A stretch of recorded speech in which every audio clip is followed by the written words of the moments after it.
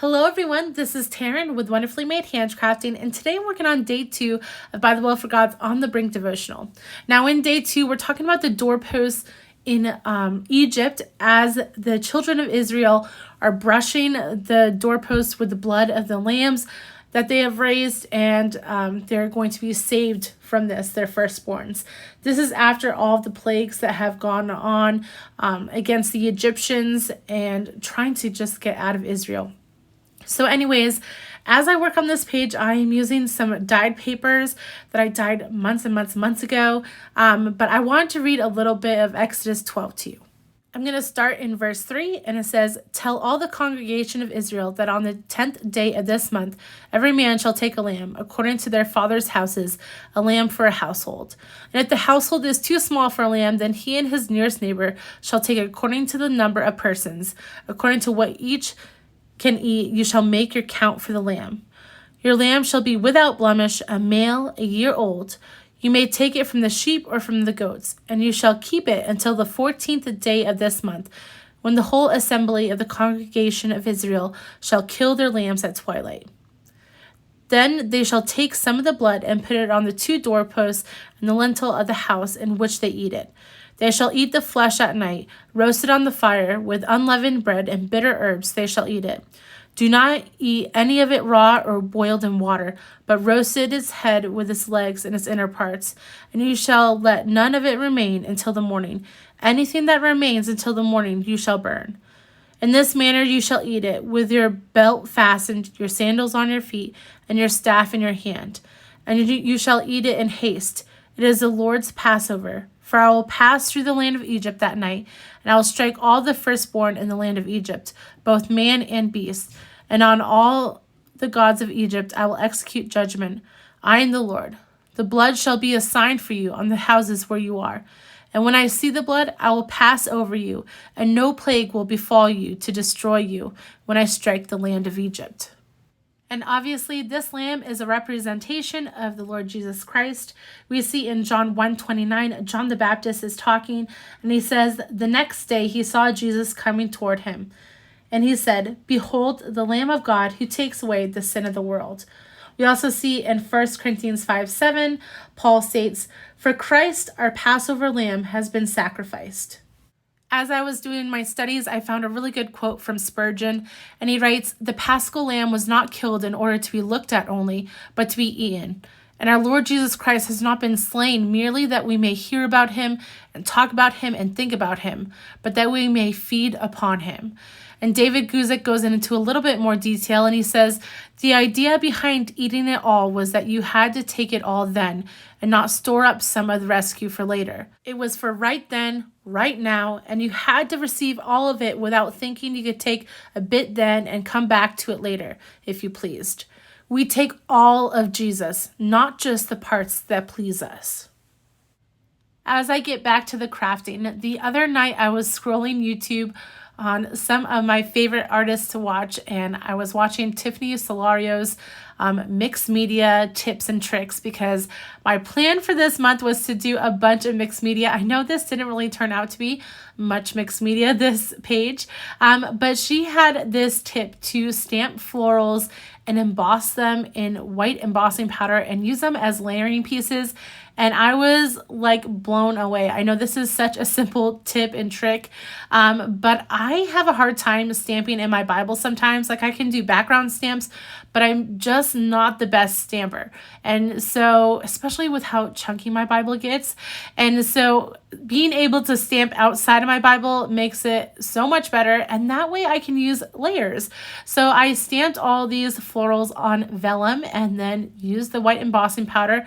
I absolutely love how they turned out. I will definitely be doing this in the future a lot.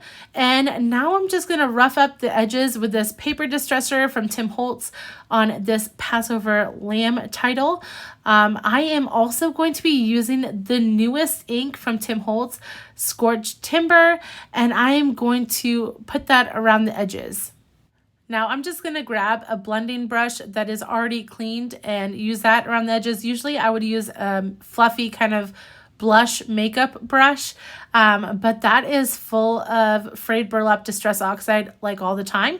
And I wanted to use just the regular ink. And I know you shouldn't introduce an oxide to an ink. You can do the opposite and do ink to oxide. But I didn't want to ruin the brand new ink. And so I just decided to use one of these denser blending brushes, which is not my preferred method, but it worked fine. I also want to put this quote from Spurgeon on my page, but it was getting a little bit lost in how much I have going on. And so I decided to put it on some craft paper as well. And I will rip one of the edges and also add a little bit of that scorched timber around the edges on that. Now, we don't want to see any glue seeping through the vellum. That's just not a good look in my book. And so instead, I'm going to take my tiny attacher and just attach the vellum with 2 staples on the top. It will be able to kind of move on the bottom, but you'll see in a second I change that to kind of hold it in place a little bit more. This paper has some Hebrew writing on it. It is from a House of Books subscription, and it is very thin. So you'll see me here in a second.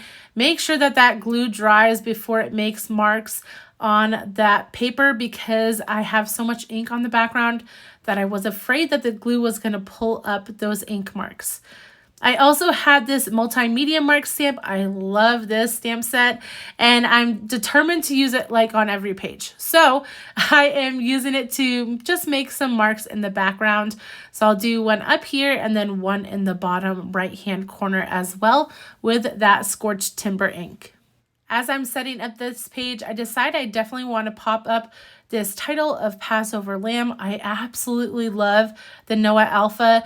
This is the Alpha that was released alongside this kit. If you haven't picked one up yourself yet, definitely go grab one. I think they are still in stock.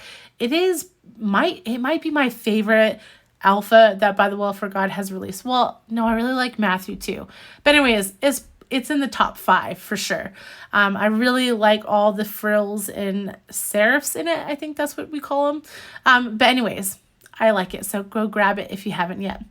I am using some of scrapbook.com's score tape to put this floral paper down, simply because I know there's a lot of ink down there. And so on that bottom page, and so I don't want it drawing up anything with liquid glue. So now I'm kind of working on placing these florals. It does take a while because I'm just not sure how I want it placed. So I'm just going to let you see me fidget with everything.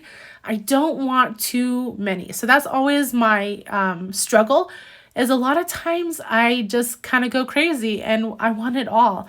But I really wanted all those florals on that floral paper to be seen as well and not be kind of taken over. And so I decided to, pull myself back a little bit and take a bunch of them off and just use a couple simple little vellum florals on the page. But you see me here, I'm still working with this.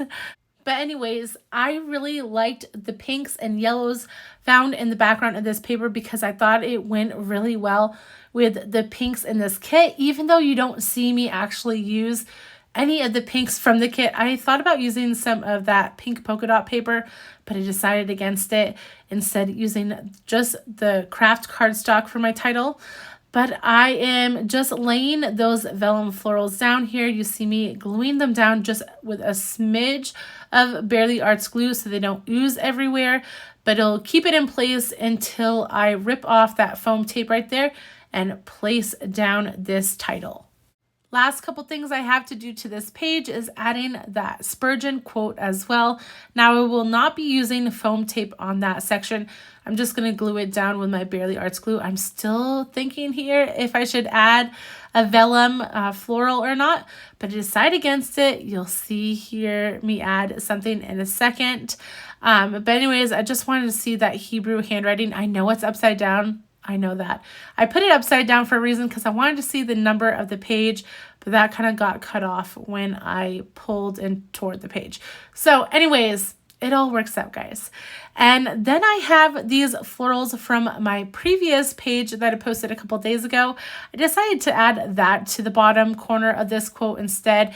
It kind of brings that color down and makes it nice and pretty. Now all I have to do is add this paper into my Bible with some score tape. This is scrapbook.com's version. I highly suggest it. It comes in a million different sizes, and I really enjoy working outside my Bible. So it helps me if I make any mistakes or whatnot. It's just a lot easier than working inside your Bible directly. So try it out if you haven't yet before. And that is it, guys. If you've enjoyed this video, please like and subscribe to my channel. You can also follow me over on Instagram at Wonderfully Made Handcrafting. I'll try to link everything I use down below in the description, and I hope you have a wonderful day. Bye.